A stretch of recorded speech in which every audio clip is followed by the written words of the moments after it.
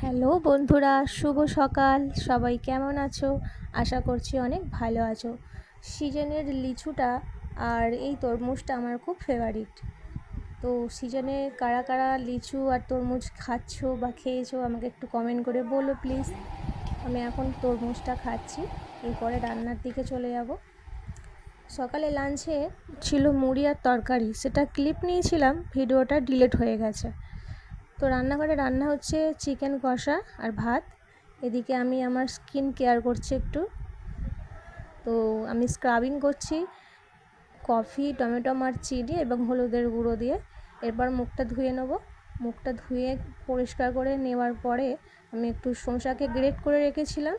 তো শসাটার যে রসটা থাকে না, সেটা আমি মুখে একটু লাগিয়ে নিয়েছি, এতে স্কিনটা অনেক সফট। লাঞ্চে ছিল চিকেন কষা আর ভাত আর একটু আমের চাটনি, লেবু আর শসা কেটে নিয়েছিলাম। টাটা বন্ধুরা, এখানেই ভিডিওটা শেষ করলাম।